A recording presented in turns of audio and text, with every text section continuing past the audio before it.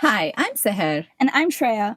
Welcome to our show, Only Spoilers, where I tell Shreya about a book that I've read or a movie that I've watched. In today's episode, I'm going to continue talking about A Code of Mist and Fury by Sarah J. Maas. Are you going to read it, Shreya? Definitely not. Then let me tell you all about it. Okay. So let's recap what happened in the previous episode to what I remember. So she left Hamlin. She said, tata, bye-bye. Yeah. And then she's with Rhysand right now. And we like him because she learned that he has a heart. He's been taking care of all these people this whole time. And she didn't know about it. It's been like this huge secret. And he's like, I'll only show you if you keep it a secret. And she's like, yeah, deadass, yeah. And she's like, what happened? Why weren't these people under the mountain? He's like, that's why I sacrificed myself to save these people. And she's like, oh, okay. And then she meets like his inner circle of people and she likes them. They like her too. And they hype her up like, oh, you're such a badass. I heard what you did under the mountain. Yeah. And she's like, oh my God, really? And she's like, I forgot that I was a badass because Tamlin made me feel like I wasn't, you know? So they're like, we're glad to have you here. And then Rhysand recruits her in a sense that like, I need your help with something. Yeah. So we need to go to the skull. The prison. The prison. That's another mountain. Okay, yeah. And then the bone carver is there. So the way that works is that she needs to exchange like information to get some information back. Yeah. So she asks like, oh, can a person be brought back to life? Yeah. Because they all think that Highlord is trying to bring Jurian back to life. Yeah. And the bone carver is like, usually that doesn't happen, but you know, it can happen. And she's like, okay, well, how? Yeah. And he's like, well, you know, there's this cauldron and stuff, but Highlord already has it. But you can save the day and everything by attaining this one book. The Book of Breathings. Yeah. And it's split into two parts. So you have to have both. So the first part is in Summer Court. The second part is in the human land world. Yeah. So you have to get both in order to, is it like reverse it or just battle the cauldron? There's a spell in the book that you can use to nullify it. Okay. Nullify its power. Okay. So, but the twist that I wasn't expecting was that Highlord already has like all three legs of the cauldron. They've already demolished all the temples for it and everything. So they're ready, set, go. But like these people are now in a hurry to get the books before they like lose time. So now I guess we need to figure out what happens and what the journey looks like to get those two books. Yeah. Okay. So now Feyre's job is to practice how to get the book from the Summer Court because the part of the book that's with Tarquin, who's the High Lord of Summer Court, because it's a part of his heritage, it's bound to him. So only he can unlock wherever the book is.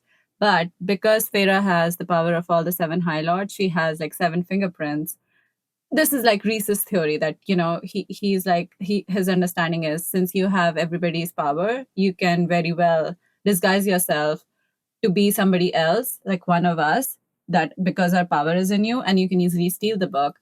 But Feyre's like, how can you be sure? He's like, don't worry, I have a plan for that. I'm going to take you to the Weaver and you're going to retrieve something that belongs to me, which only I can retrieve because it's bound to me. But you need to disguise yourself or like, you know, use your power, learn how your magic works and then retrieve whatever it is. And then she's like, are you not even going to tell me what it is? He's like, no, like then what's the point? You have to go in there, figure out for yourself what it is that belongs to me, what part of that object calls to you that has my power in you, or like calls to the part that's mine in you, and then retrieve it. She's like, okay, fine. So they're preparing to go to the Weaver, and where the Weaver lives is the same area where Under the Mountain was. So it's like when you look at the map of Prithian, there's like a strip of land in the middle of the continent that has Weaver's cottage at one edge of the western border, then the Under the Mountain and like the whole strip that doesn't belong to anybody. So Feyre is getting ready and then Rhysand comes to her room and he's like, oh, I brought you like fighting knives and stuff. And like there's the garters that you like, thigh holsters for knives. Hot. Yeah. So he's helping her put those on, and then they're flirting with each other. And Feyre's like, "So I'm your huntress and your thief." And then he's like, "Feyre, darling, you're my salvation." Oh my god. So they go to the weaver's cottage. Rhysand drops Feyre in front of the cottage, and he leaves. He's like, "Wait, so this isn't the summer court." No. Okay. The weaver's like... The weaver lives near where the Under the Mountain was, that whole region. Okay, right. So they can't go to the summer court yet because they haven't been invited. So they're waiting. They can't. So why are they at the weavers then? To practice. Oh, just to practice? If Feyre can retrieve something or not. Oh, okay. If she can use her magic to retrieve something that belongs to another Highlord. Okay. Yeah. Okay. Mm-hmm. So he drops her in front of the weaver's cottage and he leaves. And Feyre's like, "Are you not going to help me? Or what if I need help? What if I'm dying? And, aren't you going to be around?" He's like, "I can't be seen here. If the weaver sees me, she's going to be very angry because whatever it is that belongs to her, it's her. I'm not allowed here." So he drops Feyre in front of the weaver's cottage and he leaves. Like, he's like, "I'll be at a safe distance, but you go do your thing." Mm-hmm. So she sees like a small hut where she can hear a woman inside. She's singing a song, and the cottage looks very weird. Like, the roof is thatched with human hair. And she walks inside, like the door is ajar. She very sneakily creeps inside, and like she's trying to look around. The weaver is busy spinning the wheel, like, how you spin a thread. So she's busy with that. She hasn't noticed Feyre yet. Feyre looks around her house, and then she notices that she recognizes there's a ring on a shelf that matches Rhysand's power. Like, the power that's inside Feyre is getting attracted to that object. So she's like, "Okay, so this is the ring that belongs to Rhysand." And she picks it up, puts it in her pocket, and she's ready to leave the cottage. And then the weaver turns around. She's like, "Who's there?" And then the door closes. So Feyre is trapped inside the cottage, and she realizes the weaver is blind because she can't see Feyre, but she can sense her. And she's like, "Who are you? I can sense you, but you're different and everything. And you don't belong here. Why are you here? But it's okay. Good for me. I'm going to turn you into my..." Like another belonging? Yeah, another belonging. So what the weaver does is, she's a very, very old creature, but the way she's alive is she spins other people's skin and hair to make clothes and stuff out of them for herself. That's how, like, she sucks your soul, stays alive that way, but your other body parts she uses for herself. She's a thrifting queen. She's an upcycler.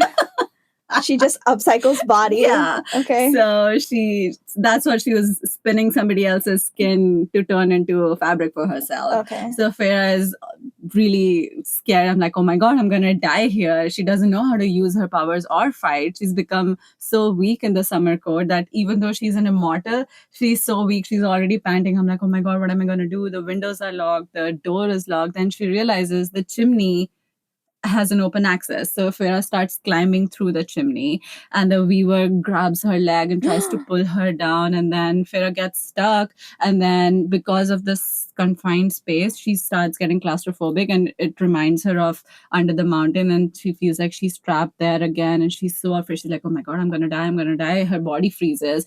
But then she realizes that no, like, nobody is going to come save me. I'm my only way out of here. So she grabs a brick from the chimney and throws it at the weaver's face, and it starts climbing out. She's covered in like grease and soot, and she realizes the grease is like the fat from all the humans that the weaver burned. And then she climbs out of the chimney, and she's on the roof, and then all the human hair that's there starts getting stuck to her, and she's like completely grossed out.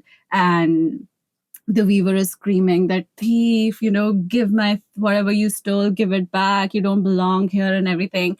And then Feyre starts running, and then Rhysand is just chilling in a branch, cleaning his nails, and she's like, what the fuck is wrong with you? I almost died, and you're just, chilling here. He's like, I told you I couldn't help you. Clearly you were fine. So good job. I'm proud of you. Okay. You got the ring. She's like, yeah. And then he takes her back to Valaris, and then she's really mad at him and everything. But she cleans up and all. That is fine. So she passed. She passed, yeah. Okay. She passed her test. She was able to recognize the part of Rhysand's power in her, and then whatever the object was, and she was able to mask herself, like bring that power in front so that the object recognizes the same power, and she was able to grab it. Okay, so it's not like she changes her body or anything. It's just that in her consciousnness, she channels his energy to see like what matches it. Yes. Okay. Mm-hmm. Yeah, like that. Okay. So they come back home, and then everybody is there, like Cassie and Azriel more. They're all just, gossipers. So they always want to know what's going on. So they're like, oh, you did it. Congratulations and all of that. And Rhysand is like, why are you guys always here? Like, go to your own Get a life. Yeah, exactly. Like Monica used to say, I gave you the key for an emergency. Like, why are you always here? Oh my gosh. So, and then Feyre gets mad at Rhysand, and she's like, you shouldn't have left me there like that. You knew it was dangerous. What if I died? And he's like, you are not fragile. Like, you have to learn that you are your own person and you're strong, and you need to be confident in yourself. Nobody is going to be there to save you every single time. You have to learn how to fight. And then she's like, she goes back to her room. She cleans up and everything, and then she asks Rhysand something about what happened.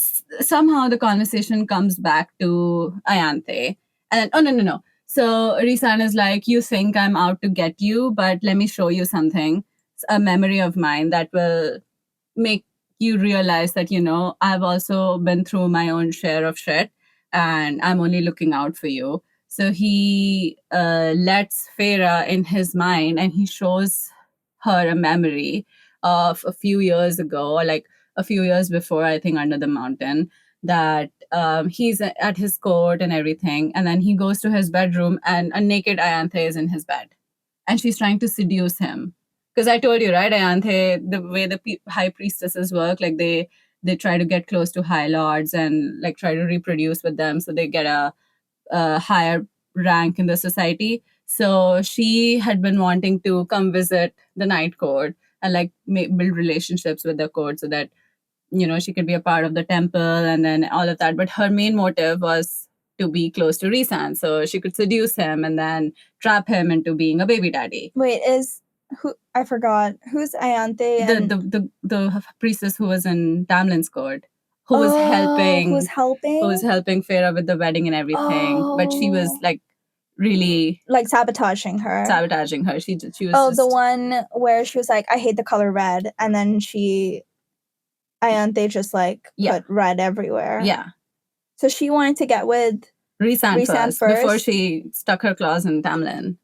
Oh, interesting. Just so she can like make babies and have like a position of power. Yeah. Oh, okay. So Rhysand kicks her out of her room, breaks her hand because she tries to grab him. Oh. And then he's like, I dare you to touch another man in my court, and you see what I'm going to do to you. He basically threatens to kill her if she ever tries to get close to anybody else in his court or him or any of his friends. Yeah. And then that's after like this happens, she goes to the summer court and makes her web there. That's why Lucien didn't like Ayanthe, because she tried to sexually assault him as well. Really? Yeah. That's why Lucien was always running away from Ayanthe. And then Feyre realizes that, this was why he always hated her and like, ran away and stuff. So this Lucian's from which court again? He is basically, he's Autumn Court's Highlord's son. Okay. But he is friends with Tamlin, so he's part of the Spring Court now. Okay. He's denounced the Autumn Court. So she was just like making her rounds to see what would stick. Yeah. And right now, like Tamlin. Since Tamlin and Rhysand are the only single really powerful Highlords, so she tried Rhysand first. Mm-hmm. He rejected her, so she went to Tamlin. Oh. I don't understand her. Yeah, she's just a bad person. Okay. Really, really. She just wants power. That's it. She just wants power. Yeah, she Okay. wants to establish herself. Okay. So this was like Rhysand's, way of apologizing. Like, maybe I was, wrong, but let me show you that, I have your best interest in mind. Like, why I also hate Ianthe and stuff. And then Feyre is like, okay, I understand, and all of that. And then Rhysand is like, okay, now let's go to the human worlds, because I'm still waiting for permission from the summer court for us to visit. In the meantime, let's go see your sisters, so that we can talk to the queens to get the other part of the book of breathings that we need from the human queens. So Asriel, Cassian, Rhysand, and Feyre are going to the human lands. And the reason Amren and Mor are staying back, not everybody is going, because one person is always supposed to stay back in Prythian or in Villaris to save it, and then Mor has some other business in his other court. So they go to the human worlds. Feyre disguises herself, but like she wears like a cloak to hide her pointed ears, because right now her sisters don't know that she's turned into an immortal, right? They don't know what happened to her after she left. So she goes to the house, the estate that her father has, and she opens the door, or like she knocks at the door. The servant comes to the door, looks at Feyre, and she realizes that there's snow outside, but there's no footsteps of her walking in or on the snow, because like Rhys flew her and dropped her at the entrance. So the maid is like, oh, who are you? What do you want? Like she's suspicious of what's going on. Yeah. Like, who is this person? She's like, oh, I'm their sister. Like, can you open the doors? Elaine home, or like, is Nesta home? Is my father home? I need to talk to them. And then Elaine comes to the door, and she's like, oh my God, you're back. And she hugs her and sends the servant away. And then Nesta is also there. Feyre takes them to another room, and then tells her everything, what happened to her, shows them her pointed ears, and they are in shock. Nesta is like, get the hell away from here. I don't want anything to do with you, and take your friends also with you, because you're putting us in danger. We're supposed to be hating you, and if the village people find out, they're gonna kill us as well, or like, ask us to leave. So no. And then Feyre is like, please just listen. And then Elaine tries to tell Nesta that, let's just hear her out. She's our sister. She needs help. And then so they send away all the servants at home. And then Rhys, Asriel, and Cassian also come inside the house. They all sit. They talk to each other. Nesta is furious. She's like, I don't want anything to do with you people and your business. Like, it's your war. And then Feyre's like, you don't understand. You people are the first ones who are going to get fucked if the wall comes down and Highlord decides to launch a war. And then she's like, where the hell is our father? Nesta is like, oh, he's away on business somewhere. And he also heard a rumor about a threat to the human world from you people. So the humans only know that Prythian is going to attack the human worlds, but they don't know it's Highlord, not Prythian. They think the Highlords are going to attack the human world. So Feyre is like, that's not true, but it's okay. If father is away, that's fine. Like, it's better, less people to explain this to. So they tell her that we need to talk to the queens. You guys will help us write letters to them. And, we want to use this house as a base. So like it's headquarters. like a headquarters. So like it's a neutral place for us to sit and talk. And they can freely travel, right? From Prythian to... Yeah. But the humans can't go to Prythian easily. No. Okay. I mean, even when the fairies cross the wall, since it's like a shield of power, it's difficult for them, but it's not impossible. So, but Nesta's main concern is that Elaine is engaged now to be married to some other lord in the human lands. And she's afraid that if they find out that, they're associating with the fairies, they're going to break the engagement. Like, Nesta doesn't care about herself. She's like, once Elaine is married, I'm going to go on my own, explore the world. Who's the oldest again? Nesta. Nesta Is the oldest. Elaine is the middle sister, and Feyre is the youngest one. So they're sitting at a dinner table. They're eating dinner, and Nesta is, saying all of this. Like, I don't care about all of this. All I care about is Elaine. Like, if her fiance finds out, because he's a big fairy hater, and if he finds out that I'm associating with you guys, he's gonna break off the engagement. What's gonna happen to our sister? And Feyre is like, you have to understand, like, you guys are in danger. We are here to help you. And then Elaine shuts up Nesta. She's like, don't worry about me. I will be fine. I will talk to Grayson, her fiance. But we have to help our sister. So they're eating dinner, and the human food is like tasteless and everything. Rhysand and Cassian and Azriel are like, very happily just shoveling food in their mouth. Feyre is things like it tastes like ash, and Nesta is like, why aren't you eating? Is our food beneath you? Like, is your food so much better than this? She's like, snarky and mad and everything. Why is she so mad? She doesn't like Feyre. Why? Because I don't know. Oh no, because she's the one who stood up and protected them, and it wasn't her. It wasn't her. Or like, she hated their father, but her father always favored Feyre, and like Feyre reminds her of their mother. It's just. But wasn't Feyre the one rivalry, doing all the work, and Nesta was taking aside, Yeah, Feyre asks Nesta, like, she's like, why didn't you do anything? Like, you could have helped me hunt and help save our family. But Nesta is like, it wasn't our job to do it anyway. I wanted to see how much our father could sit there and just do nothing, because that's what he did. He didn't do anything to save our mother from the disease she was dying from. And so she was just vengeful. Yeah, she's just very hateful. That makes sense. Okay, fine, whatever. And then, so they're done with dinner, and then Rhysand is like, we want 2 rooms, 2 adjacent rooms with like 2 beds and everything, because we want to stay together. Since we're in the human lands, our powers don't work that well, so we want to be close so we can keep an eye out for like danger and stuff. And Nesta is like, oh, we don't have like rooms like that. He's like, don't worry, I'm just gonna move stuff around. So Rhysand and Feyre are in one room, Azriel and Cassian are in the other room. And then Feyre is like, I'm not gonna share a bed with you. He's like, I am not interested either. So he conjures up a bed for himself, and like he brought all the clothes and stuff from, like, because he has magic, right? He can transport stuff like that. So it's like, suitcase for who? Yeah. Can she do the same thing? She can, but she doesn't know how to use her powers yet. Okay. So there's like, they're sharing a room and everything, and then they Feyre goes to the restroom, like changes and stuff, and she comes to comes to her bed, like Rhysand has like warmed her bed for her using his power, because it's like cold in the mortal land. So Feyre thanks him for it, and Rhysand is like, Amarantha never said thank you to me once in the 50 years I did that for her.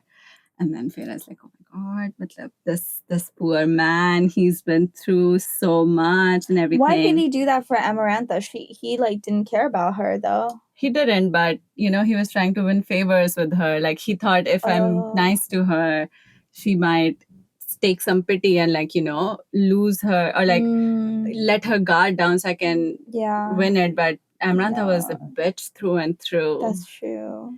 So, and then Rhysand is like, I don't know how you tolerate your sisters. Like, you might have forgiven them for whatever they did to you, but I will never forgive Nesta and Elaine for what they put you through. Yeah, because they didn't do jack shit. They just sat there and was like, I'm going to watch our dad do nothing. He's supposed to do it. And if he doesn't do it, then I'm not going to do it. Because why should I? It's like, bitch, because you're going to starve. Yeah. And you're going to be cold. And you're going to have no money. Yeah. And then what? You're just going to be mad at your dad the whole time? Like, what's the point in that? At least Feyre did something. So I get Rhysand's pain.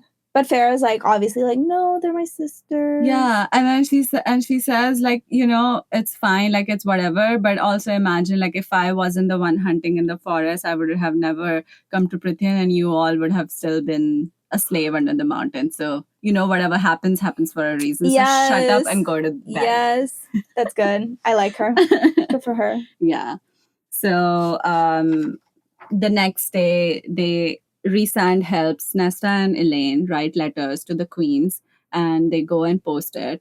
And Rhysand is like, okay, let's just have breakfast, wait for your sisters to come back, then we can go about our day. And then Feyre is like, now that we're here, we have some time, I want to start training. Like, I want to start training my magic. I already know I have your power. I know I have a little bit of shifter magic. I know I have fire and wind and ice in me. I just want to practice that. So they go into the forest a little bit, so that, she doesn't damage anything because she has no control on her powers yet.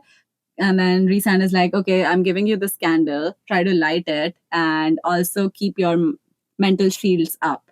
So you have 2 tasks to do at once. And then she's like, okay, fine. And then he's like, I'm going to be at home. So, holler, I'll be back in an hour. And she's like, what? You're going to leave me out here in the cold? He's like, yeah, it's not entertaining watching you. I would rather see Cassian fight with your sister, Nesta. So Cassian and Nesta have like this rivalry, and like they already hate each other. And Nesta is really snappy at Cassian too, but Cassian only has like sweet things to say to her, and he's baiting her. He's enjoying the banter with her. So he's like, that's more entertaining. I'm gonna go watch that. You practice. Oh my god. So Cassie and I would get along.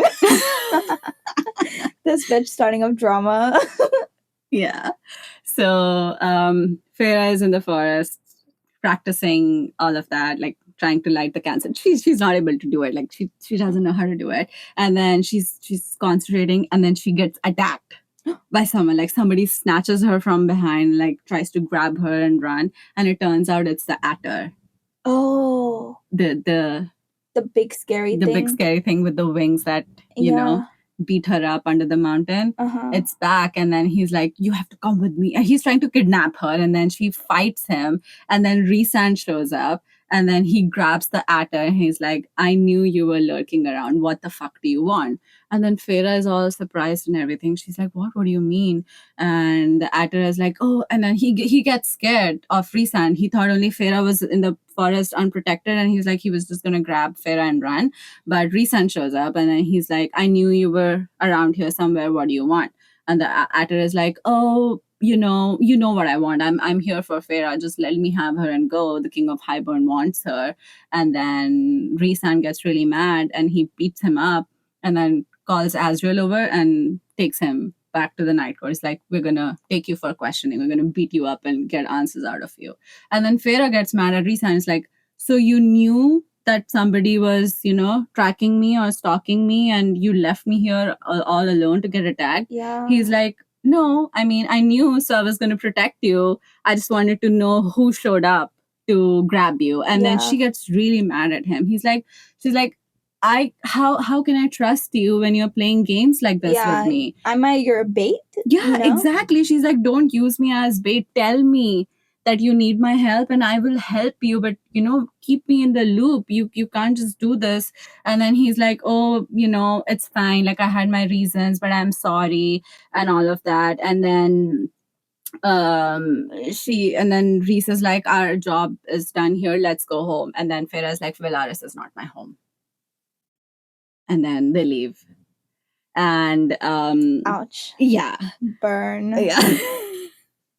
Rhysand really gets hurt when she says that. Yeah. So he drops her back in Velaris, and then he goes to the Night Court, the other mountain area that they have where the rest of his court lives. And then he that's where Asriel took the Atter to beat him up, get him information. And then Rhysand comes back after an hour, and Feyre wants to know what happened, like, what did you find out? So instead of telling her, he shows her, like, again, mind to mind.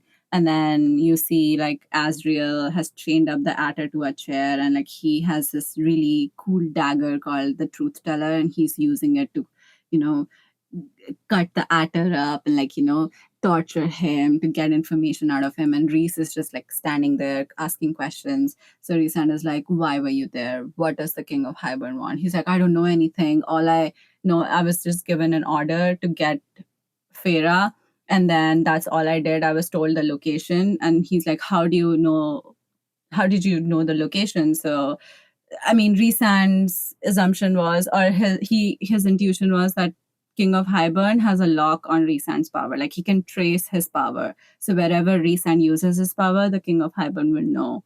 And that's how the Atter found out where Rhys and Feyre were. And then the Atter is like, oh, everybody knows that you stole her or stole Feyre from Tamlin. So it's no surprise wherever you go, she will go. That's how we tracked her. And then Rhysand is like, fine, I've got whatever I wanted from you. I'm not going to kill you right now, even though I remember everything you did to Feyre, how you beat her up under the mountain and everything, but you're done here. He tells Azriel, break his legs and let him go. Hell yeah. Yeah.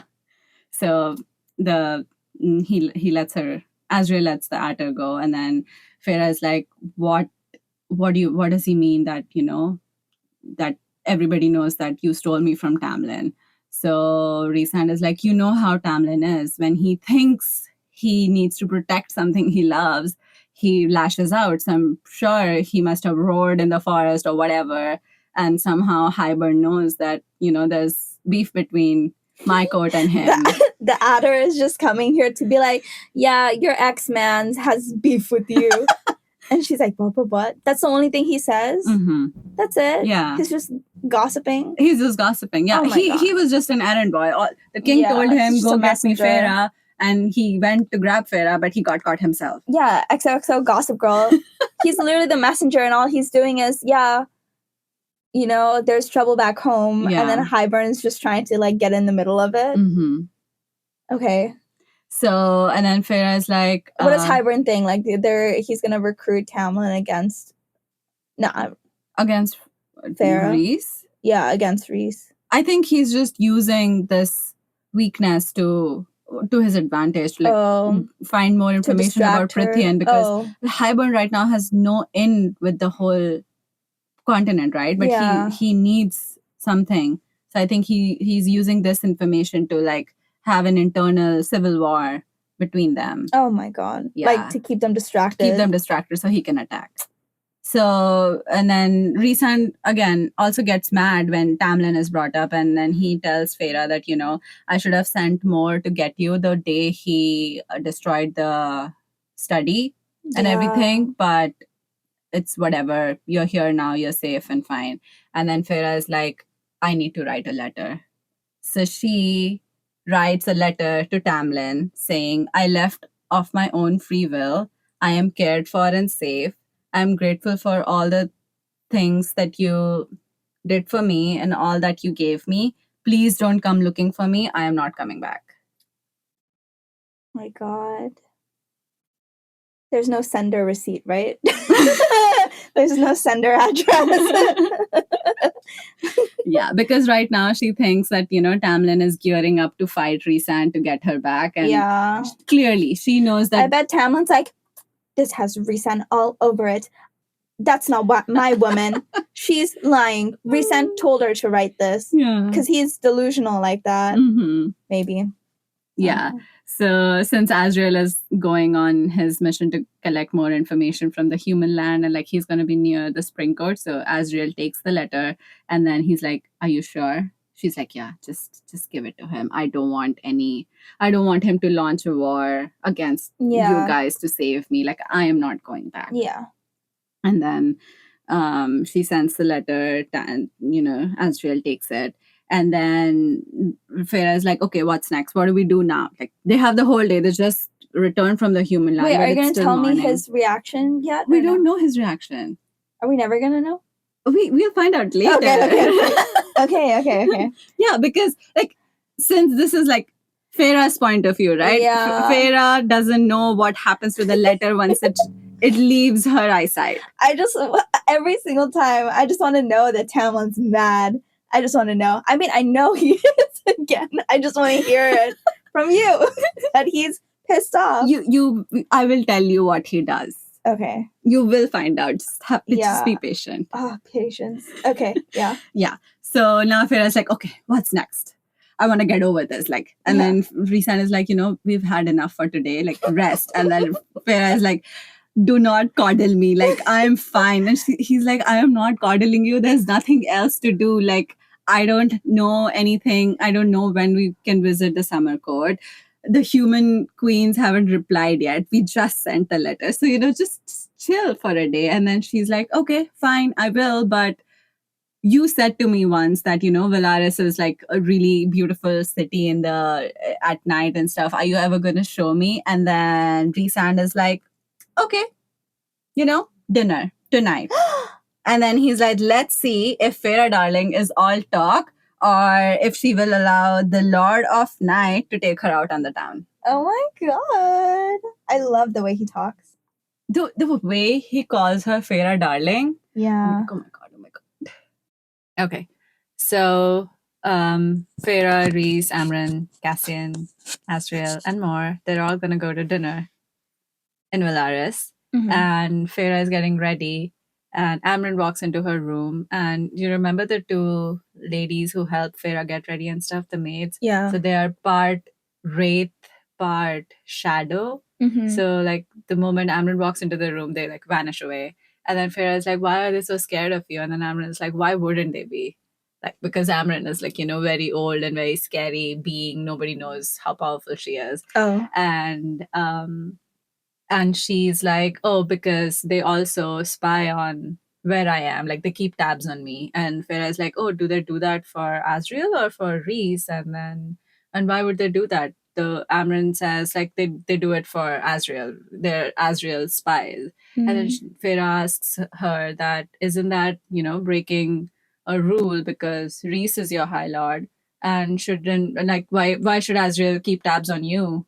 And isn't that breaking a rule? Like, isn't Rhys gonna punish Asriel for it, for like, disobeying him? And then Amra's like, that's not how this court works, girl. Like, it's a smart thing for Asriel to keep tabs on me because, again, like, she's scary and whatever. And then she says, like, this court is built on 3 principles, to defend, to honor, and to cherish. So even though like Rhys is our Highlord and I'm his second and Asriel comes under me, but we still work for each other and like we're still like equal to each other. So like they have their own roles. Yeah, own roles, and they have their own themselves in mind as well. So to keep each other in check. They're always like kind of And I think their main goal is to keep the court safe. So even if it's like against each other. So even if if Amren is a threat, even though she is Rhys's second in line, they will still keep an eye on her because she's a very powerful being. Okay. And then Feyre returns her the amulet. You remember she gave her? Yeah. And Amren is like, oh, you returned it? Feyre's like, why wasn't I supposed to? And she's like, there's no magic in this. I just gave it to you as like a placebo so you would go and talk to the bone carver. Oh. And Feyre's like, what the fuck? She's like, yeah, you can keep it if you want. Rhys gave it to me like 200 years ago. Oh my gosh. And I found it in the bottom of my jewelry box. So, whatever, take it, you pass the test. Oh my gosh. Wait, can you give a debrief on who she is again? Amren? Yeah. Amren used to be somebody. She's like a creature who came into Prithian from a rift that opened between the worlds, and she is like thousands and thousands of years old. She was in the prison for a very long time. Then she escaped by putting herself in this high phase body, and she doesn't remember her old life or what she was because she had to like sacrifice a little bit of her power to be in this body. And now she is just really scary. She doesn't eat normal food, she just drinks blood, and nobody really knows what her power is. All Rhys says is like, yeah, if I die and Cassian die and Mor dies and like my armies fail, then I'm gonna release Amren to burn this world to the ground. Oh wow. Something like that. So it's just imagine her a very big something in a very small package. Okay, sounds good. Yeah. But she's like a big shot. She's a big shot. She's very, everybody is scared of her. Okay. Like all the high phase, like they can look into her eyes and see that something ancient and very scary lives inside it. Something like that. Okay. So all she's described is like, you look at Amren and you run the other way. Oh, okay. Sounds good. Yeah, that's why everybody's scared of her, and Asriel is like, yeah, I'm gonna keep tabs on you. Okay. So they all walk down the city. They walk down Valaris and they go to a restaurant at the edge of the river. Sidra. And like while they're all walking around town, like looking at everything and stuff, all the people, the townspeople who are around, they are not like scared of Rhysand, or like they're not bowing to him and like, we're so grateful for you. They're all like greeting him like friends, like, hi, how are you? And then they're all saying thank you to him. And Moore is like friends with a lot of people. It's like, oh, I haven't seen you in a while. Like it's very informal and very cozy, and Feyre is so in awe of these people. Like, these are like some of the most beautiful people here, and like they're respected and loved by everybody. So they go to a restaurant at the edge of the river. They get like a outside patio table, and they're all sitting, eating and chatting and everything. And the restaurant's owner, she comes up to Rhysand and she's like, I'm so glad you're here and I haven't seen you in a while. And then Rhysand is like, how couldn't I come back? I love your cooking. Aww. And then she says that, oh, the spices that we get imported from the other part of Prithian, like the taxes are going to go up. So, we might not be able to use them. Recently, it's like, don't worry, I'll take care of it. Aww. You won't have to pay more taxes on the spices and stuff. Nice. So they all like sit and enjoy a very informal meal. Amren, she doesn't eat the food, but then she's served a goblet of blood, fresh blood, and she tells the restaurant owner, oh, you don't have to do that. She's like, no, nobody leaves here hungry, and don't worry, it was no bother. We had to, anyway, sacrifice that beast for tomorrow's roast. So whatever animal they sacrificed, they gave her the blood. Oh, wow. As dinner. Damn. And then after dinner, Moore, Azriel, and Cassian are like, oh, we want to go drinking and dancing. So there's this Rita's place or Rita's club where they go frequently, and Moore is like, oh, let's go, but Amren wants to go home. Feyre is also tired, so she's like, oh, I would Rhys, take me home. I don't want to go out drinking and dancing. So they three leave for drinking and dancing, and then Feyre and Rhys are walking back to his townhouse, and like she's enjoying all the views and stuff. And then suddenly she hears music from one of the music shops, and she recognizes it as the same music that she heard in her cell when she was under the mountain. Oh, interesting. And then she stops in her tracks and she's like, it was you who sent the music to my cell. So Rhysand, because like when she was in her cell under the mountain, she thought she was hallucinating because like, where will this music come from, right? Yeah. But she realizes now that it was Rhysand who sent that music to her mind, to her brain, through his mind. So that, and then she's like, why would you do that? He's like, because you were breaking. Like, I didn't want you to completely lose your mind, and I didn't want you to be alone. So I thought this music will, give you some hope to hold on to. Because she was their last hope of ever beating Amarantha. Yeah. And I'm sure him talking would have just boiled her blood. Yeah, because she hated him. Yeah. But like, this was his little offering of, like, his way of saving, doing his part that would save her. What kind of music was it? Like a music box music, or it was like she describes it as like a beautiful melody that like moves you. So okay. Imagine like the most moving music you ever heard. Okay, sounds good. Fine. Yeah. So and then she says thank you to him, and then she's like, just take me home. So they go back home to Valaris, or like to their townhouse and everything. And the next day, Feyre goes to the House of Wind on the top of the mountain, and then she's learning how to fight with Cassian because she's like, oh, I want to get stronger, right? Cassian offered to train her. So he's teaching her how to kick and how to punch and, all the core exercises to maintain her balance and stuff. And then Azriel and Rhys are also practicing whatever, how to fight and all of that. And then Cassian is trying to talk to Feyre. Is like, oh, so I heard you wrote a letter to Tamlin that you're gone for good. And she gets angry at that. She's like, mind your own business. Like, I don't want to talk about this and all of that. And she gets angry at him first. And then he's like, you want to take out your anger? Start punching. Like, so he wears punching gloves and he's trying to, teach her how to throw a real punch. Mm-hmm. And then that anger, all of that, like how mistreated she was in the spring court and all of that turns into tears, and then she starts crying. Oh no. And her anger translates into like she was wearing like bandages in her hands, like as puncher gloves. She burns through them. She burns through the punching gloves, and like she punches Cassian's bare palm, and he's like, "It's okay, I'm fine." Like she realizes that, like, I burnt through everything, and she realizes like how much like other powers are manifesting.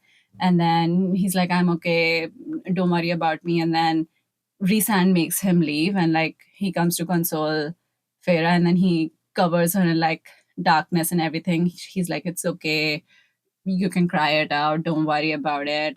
And then she's like, "I don't want to feel this way, but the two fairies that I murdered to save all of you, it shouldn't have been them. I should have been the one who died because I don't deserve all of this."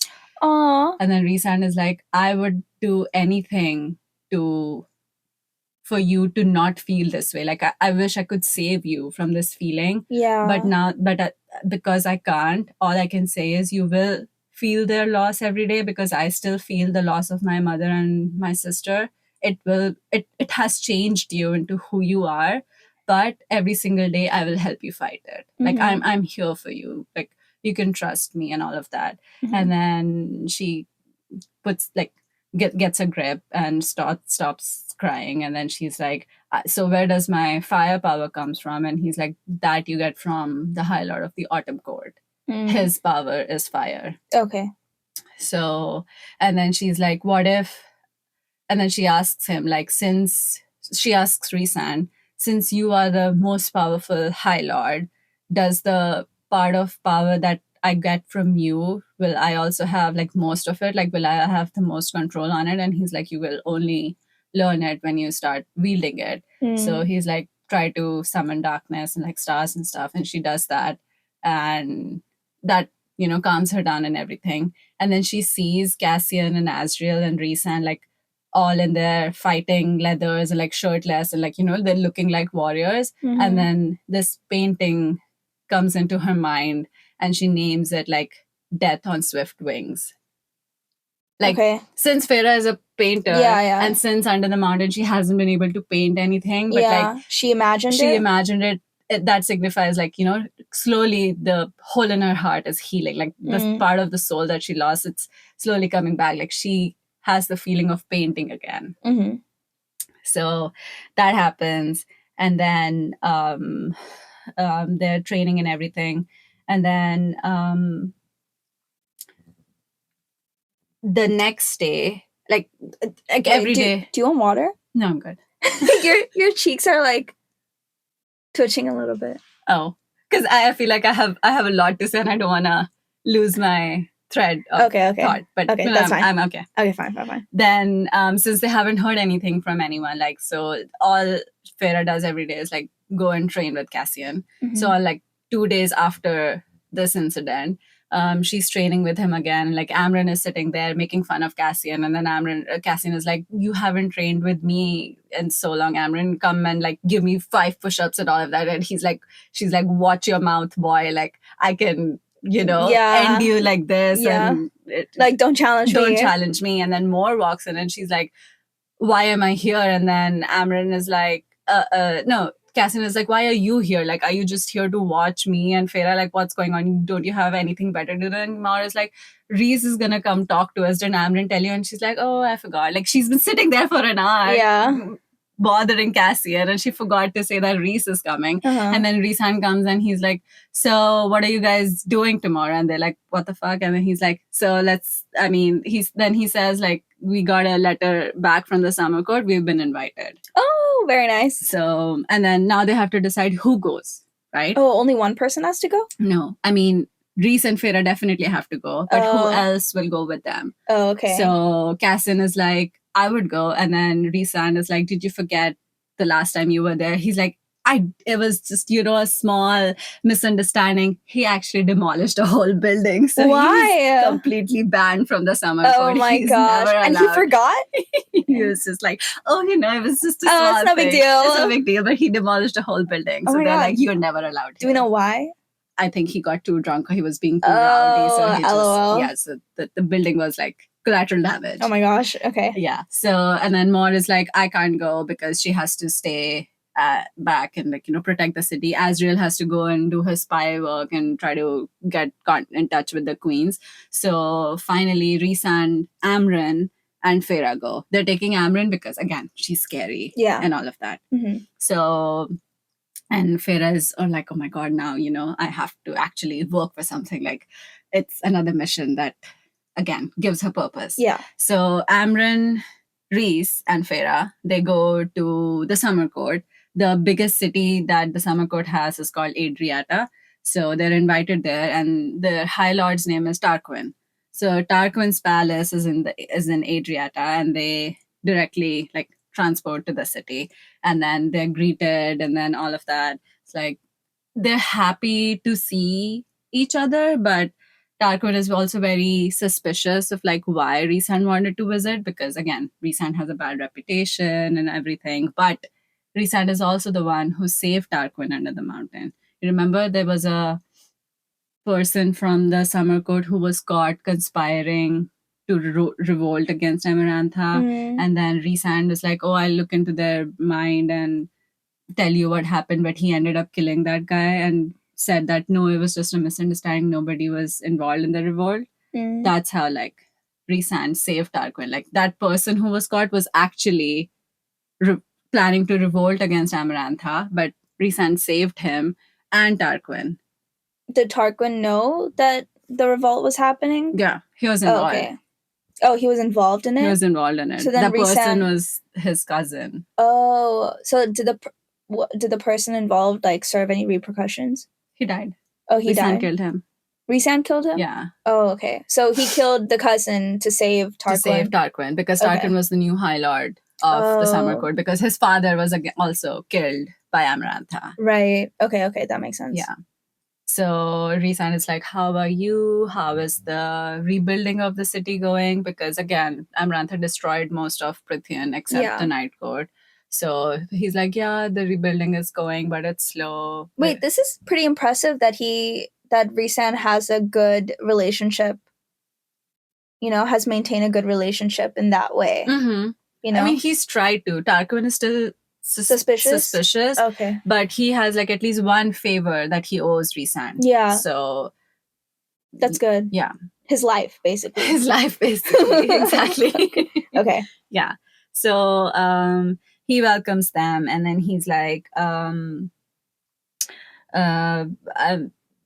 it's a little surprising that you're here, but whatever. It's good that you guys are here. And then they talk and everything, and then Feyre's mission is to get close to Tarquin so that she can roam around his territory either with him or on her own, so they can look for the book. Their whole mission here is to look for the first part of the Book of Breathings.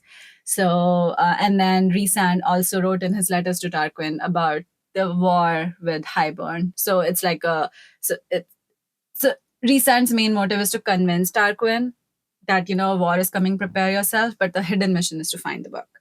And then he's told Feyre, do whatever you have to, but find the book. So they talk to each other and everything, and Tarquin is like, I will show you around, but tonight for your welcome, I'm gonna throw you a party. So they go on a boat and everything, because so Tarquin's power is water. Oh, okay. And like Adriata is a very beautiful city on the seashore. So his power is, so he gives them a party on like a barge, like a huge boat. So they're all drinking, eating, everything. Tarquin is very fond of Feyre, and like they're becoming friends, a little flirtatious here and there. And Rhysand is getting close to Tarquin's cousin, Cressida. And then she sees him talking to her. Like Feyre sees Rhysand talking to Cressida, and she feels jealous. And then she's like, oh, he's definitely going to sleep with her. But then she also thinks like, but what if he's not ready to sleep with anyone after getting sexually assaulted by Amarantha for 50 years? Yeah. But she's like jealous of the attention and everything that he's giving Cressida. Yeah. And then in that moment, she feels really lonely. She's like, before this, I was getting all of Rhysand's attention, and now that I don't have it, I feel lonely. And then she realizes she's been lonely for a very, very long time. Oh no! Even though she was with Tamlin, but like Tamlin didn't pay her any attention. Like he was just sleeping with her. Yeah. Every day he would do his own thing and just come to bed with her, right? Tamlin. And Tarquin is also realizing that, even though Rhysand is a little suspicious, he can't be trusted, but he says to Feyre that I think it will be very easy to love you and, be friends with you. Tarquin says that to her? To Feyre. Oh, yeah. And she returns the emotion, right? Because he's a very nice guy. Tarquin is. He's very understanding in everything. And then once the party is over, I have a theory. You don't have to say it, but maybe the fact that they emotionally bonded makes it easier for her to connect with him in her brain and then find the book later on. But that's just another detail. The moment she walks into the palace and sees Tarquin, the piece of power that she gets from him, it awakens in her, and in her mind she's like, I remember you, this feels like home. So in her, all the power that she has to manipulate water that she gets from Tarquin, that's really she recognizes it around him. Yeah, she recognizes it around him. It's like a magnet, the magnet's closer to its home. Exactly. Exactly. So after the party is over, she goes back to her room, and she, in her, before she sleeps, she's like, oh my God, Rhysand is gonna, sleep with this woman, and I'm gonna hear it because they are in the same suite and everything. But he never comes back to his room that night. She never hears his door or anything. Does he go to hers? We don't know. But she's jealous the whole time. The next day, Tarquin is like, let me show you all my treasure troves and libraries and stuff, because Feyre is like, I want a tour of your palace. I want to see everything. Oh, so Tarquin's taking her around. Yeah, because her motive is maybe he's hidden the book with his gold and stuff, or maybe the book is in the library. So she's like, show me everything, I want to roam around. Yeah, I want to see your place. Yeah, exactly. Yeah. So, because you like me. And then what if he's like, oh my God, I've never shown this to anyone but you, but I'll show you. And she's like, okay. Exactly. He says that to her. Oh, really? Yeah. Oh my God, no fucking way. Give me the book, I'll write it. I'm kidding. Okay. Yeah. So, but the next day, before they go on the tour, they all meet for breakfast, and she wouldn't look at Rhysand. He's trying to catch her eye, but she's, she's angry at him because he was giving Cressida all his attention and everything. Yeah. So they go on the tour. Is he shocked? Is he who, Rhysand? Yeah. I don't know. Oh, okay. Whatever. Yeah. I'm like, are you really that shocked that Feyre's not giving you attention? You were talking with another girl? Yeah. I'm like, what's wrong with you? You're not supposed to do that. Yeah. So, my man. Yeah. So Tarquin takes her on a tour of his the treasures. There's a room full of gold, a room full of jewelry, a room all his big libraries. But the room where he keeps all his jewelry, his family heirlooms and stuff, Feyre sees a necklace that's made of black, some kind of black stone, black sapphire or something. And then she's really gravitated towards it. And then Tarquin just gives it to her. He's like, take it. And she's like, no, I can't. It's very precious and everything. He's like, I have too much of this stuff. I have nobody else to give it to. I think you're a friend. This is a peace offering. Maybe you can be a bridge between me and Rhysand. You could be a bridge between my court and his court. Yeah. Because I know what happened between Rhysand and you and Tamlin. And Tamlin's court is my immediate neighbor. We share a border. So I know you must think that, I'm going to immediately tell him that you're here and you're with Rhysand. But don't worry, I know that I don't want to cause any problems, and I want a friendship with Rhysand. So maybe if you and I become friends, you can help me become friends with Rhysand. And I'm not going to tell anyone that you're here. Yeah. So she's very thankful of that, and she feels guilty that she's here to betray him, that he's a really nice man. And then she's in her mind, she's like, what if I just ask him for the book? What if he would give it to me? But then she's like, no, it's too risky. Because he wouldn't give it, right, if she asked. No, it's it's not even, she's not even supposed to know that he has the book. Yeah. So. Oh, because the bone carver told him. Yeah. I always forget his name. I'm like, Skull. Bone guy. Bone guy. Bone carver. Bone carver. Okay. Yeah. So, yeah. And then she takes the necklace, and then she goes back to her room that night, and then Rhysand is there, and like they're bickering and stuff, and she's wearing the necklace, and he's like, oh, like, is this what I have to do? Do I have to like buy you jewelry and stuff to get your affection? And she's like, why do you care? Like, I thought you were interested in Cressida. Oh, yeah. Okay. Tell me more. Okay. Yes. And then Rhysand is like, if I knew, like, I thought, like, all the jewelry that you wear and all the clothes that you wear, I thought you knew it was specifically bought for you. Like, I didn't know, like, buying jewelry for you was a way to get to your heart. And she's like, it's not, you know that. Like, you know, Tarquin is a nice man. Like, I can really see a friendship with him. And he also he shares the same dream as you and I, that he doesn't want the caste system, like, you know, the difference between high fae and lesser fairies. Mm-hmm. He also wants to eradicate that. Like, he wants equality between all fairies. Like, you guys should work together. And then Rhysand is like, I understand, but, you know, we have to stay on the mission. Like, this is very important right now. And then she's like, what if I sleep with him to get the book? And what would you do then? And Rhysand is like, do whatever you have to. I don't fucking care. Oh my God. Just don't get caught.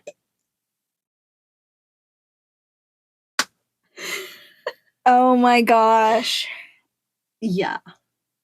The way I can imagine this happening is like, I'm fucking care. It's like, bitch, I know you do.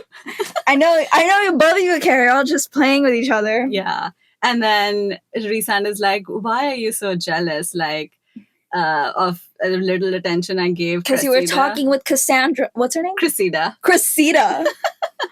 And then Feyre is like, I know I'm not the only one. You are also jealous. And he's like, yes, I am, because you never smiled at me and you smiled for Tarquin.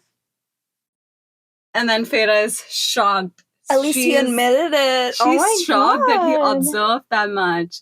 And then she tries to deflect the topic, and then she's like, are you sure Tamlin is not gonna, you know, rage war on you because I ran away to you, like I left him? And he's like, even if he, you know, wants to fight me, I will fight him. And Feyre is like, I don't want you to fight him. Like, if he comes for you, I will go back to him. And the Rhysand is like, why? Like, yeah, why? Why would you do that?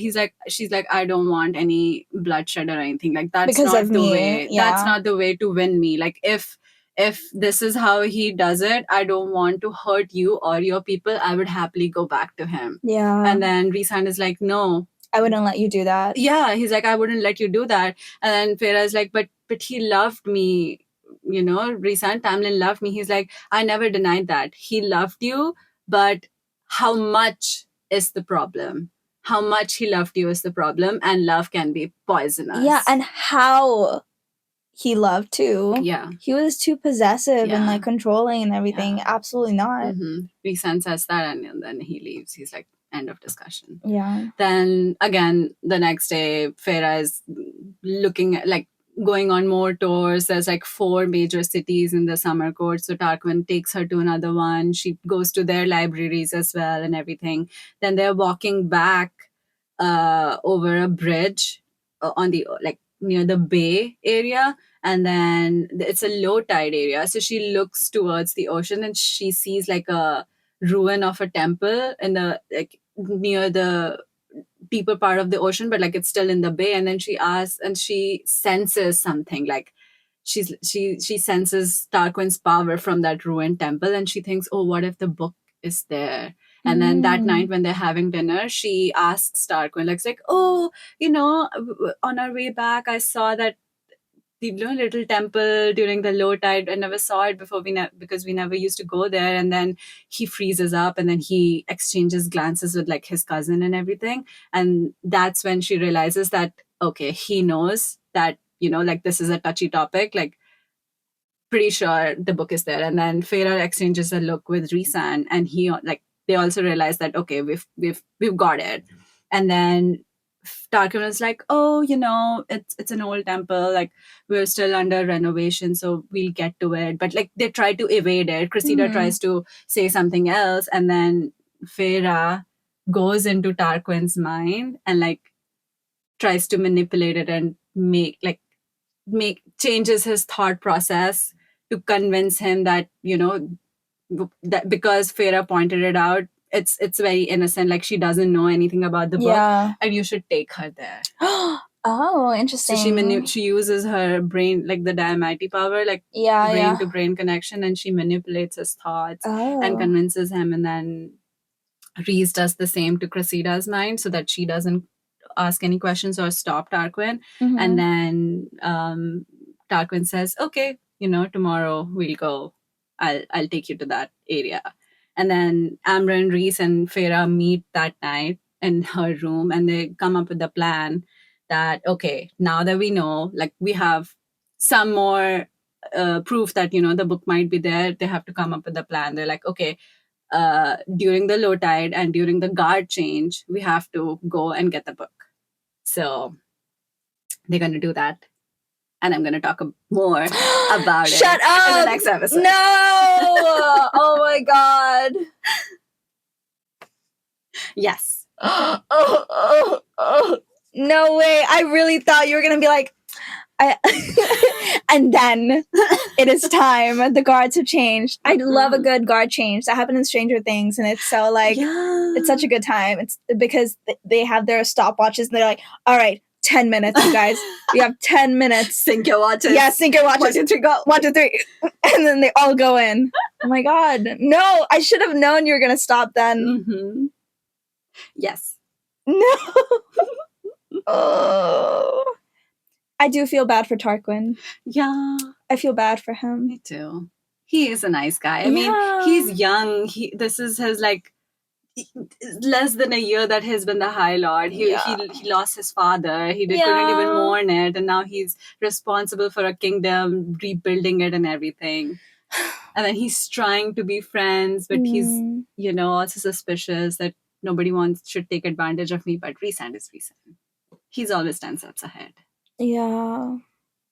I hope that Tarquin doesn't, like, get major issues from this, like, trust issues. Mm. I just worry about his mental health a little bit. He's like, fuck, I lost my parents, and then now the girl that I thought was my friend stabbed me in the back. Yeah. Like, what do I do now? Mm-hmm. This poor guy. Yeah. So do we know if Rhys actually hooked up with... Oh, yeah, he never did. He never did? He admits it to Feyre. He's like, I didn't even kiss her. Oh, okay. I was just like flirting to get information. He also felt bad. He's like, I don't want to use this girl because I'm going to be using his brother, her cousin. So yeah. Well, at least I love the jealousy. I love it too. It's like, fine, you go talk to her. I don't give a fuck. And then he's like, fine, I don't care anyways. But I was a little jealous. Mm-hmm. It's like, wait, you were? It's like, yeah, you dumb bitch. And she's like, oh. I wasn't expecting you to say that. Oh, I love it. I eat it up. Okay, but yeah, in the next episode. Mm-hmm. Fuck. Fine. Okay. See you in the next episode. Oh, yeah. If this episode piqued your interest and you want to pick up the book to meet us where we left off, we ended this episode at around chapter 35. See you in the next episode.